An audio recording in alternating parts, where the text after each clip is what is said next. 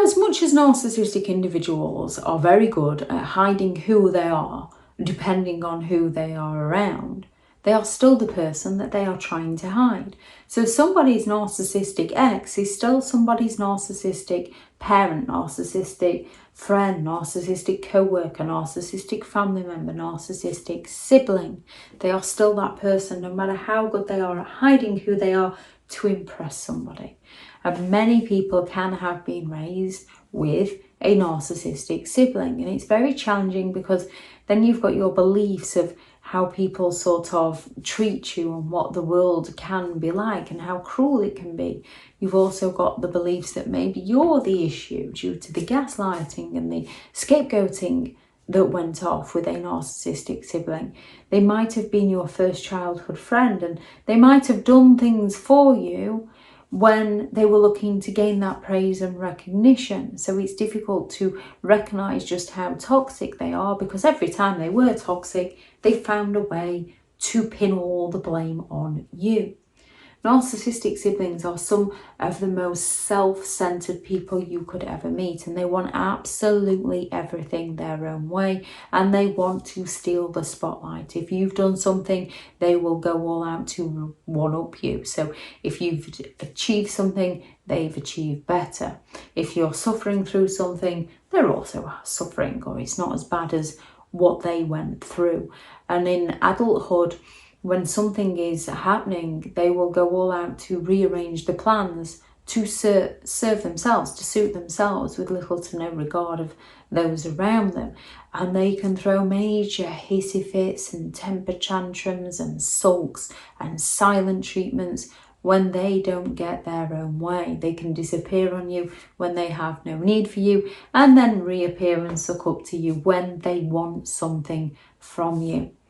They can be incredibly envious of who you are as a person, and they can go all out to destroy whatever it is that they are envious of. If they are envious of your friendships as a child, they will have gone all out to worm their way in, triangulate, divide and conquer.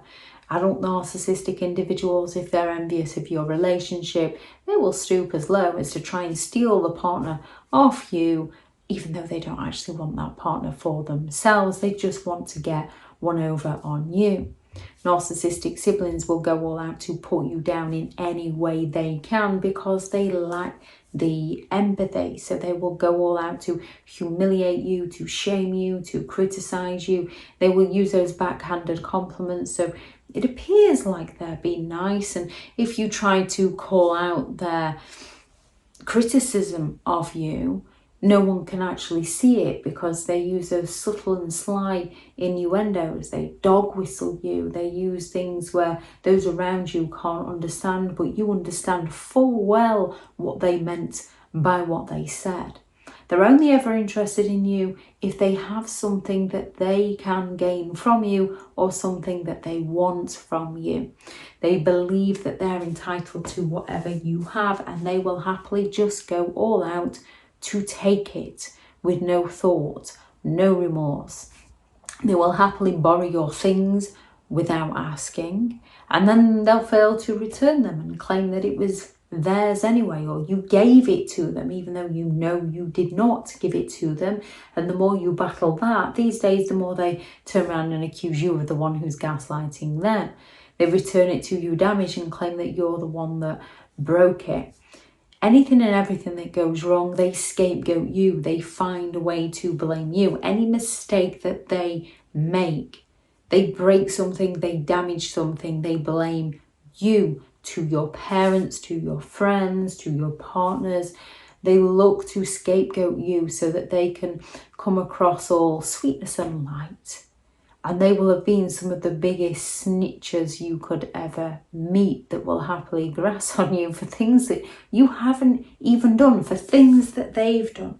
And if they've done something wrong, they will call out something that you did far worse than them, to take the spotlight away from themselves and pin it onto you. They will happily torment you and torture you behind closed doors. Yet in public, they can protect you. So for example, if you're getting bullied at school, they'll be there as your saviour in order to get the praise and recognition from your parents of how much they've done to help you and how you should be nicer to them after all they've done for you.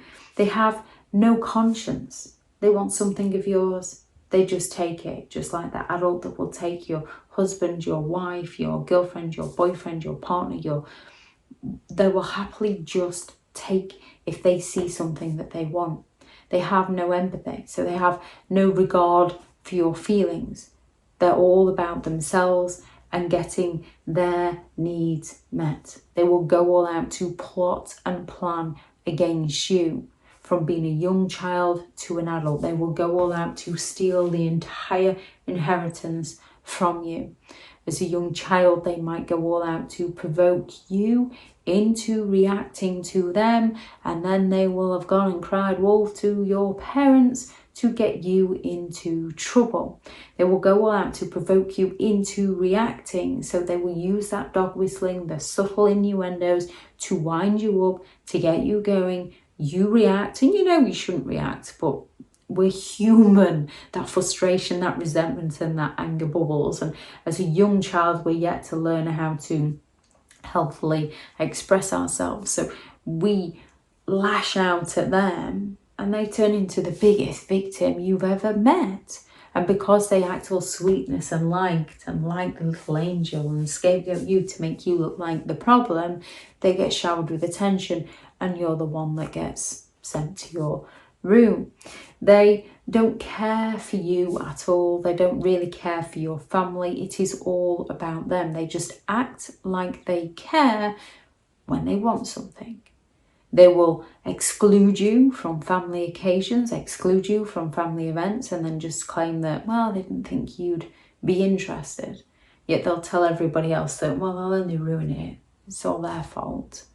And when you do this, when you find yourself dealing with a narcissist, so you try and avoid inviting them, you then look like you're the one that's excluding them. Only you get called out on this. A narcissistic individual doesn't. They will go all out to bully you, to intimidate you, to steal from you, to absolutely terrorize you. And then they play the victim or the sweetness and light of they wouldn't do no wrong. They always seem to come out of it smelling of roses. They play nice when they want something from you, and they are horrific when they're envious of you, or when they want to punish you, or when they want to avoid consequences for their actions. And they will have no respect for your privacy whatsoever. They believe they're entitled to your stuff. They believe they're entitled to have whatever it is with no remorse. When it comes to dealing with narcissistic siblings, the best way to deal with them is don't. This can be very challenging when there's other family members involved. When it comes to going to celebrate a situation, you have to sort of think, does it matter what other people think? Because we can often want to go because we don't want to offend the other person. Yeah, if we go, we know we're going to be put in a situation that we don't like. It's our life to live for us. It doesn't matter what other people think. If you do go, then you have to sort of visualise the event as you want it to go and avoid the narcissistic individual at all costs and avoid reacting to them at all costs. They're looking, whoever's celebrating, if it's not about the narcissist, they're the ones that are offended. They're the ones that are looking to bring somebody else down, to feel better about themselves. So when they begin to fail to get that reaction from you, they might show themselves up, or they might go after somebody else, in which case that other person will then start to recognise the things you've been through. Narcissistic individuals can't hide forever. It might seem like they can, but at some point they do reveal their true nature. If anyone has any thoughts on this video, please do add those into the comments for people reading through. Thank you very much to all the returning subscribers and your continued support of the channel. It's greatly appreciated. If you are new to the channel, I'm Elizabeth Shaw. This channel is all about narcissistic behaviour to give you more understanding of the people you might be dealing with within your life, how to handle yourself around those people if you cannot go no contact, and different methods to find what works for you to help you understand and overcome narcissistic and emotional abuse. If you do find the information helpful on the channel, please do subscribe. If you are looking for further help and support in understanding and overcoming narcissistic and emotional abuse, I do have several online guides available, and those teachable links are in the video description. If you're looking for someone to speak to, I have partnered with BetterHelp, and their sponsored link is also in the video description. I do also have several books out on Amazon: 15 Rules to Deal with Narcissistic People If You Cannot Go No Contact, a Narcissists Handbook, which is the ultimate guide to understanding and overcoming narcissistic and emotional abuse, and how to create boundaries around those who have no respect for your boundaries. Go out there and create the day that you deserve, because you do deserve to have an amazing day. Bye.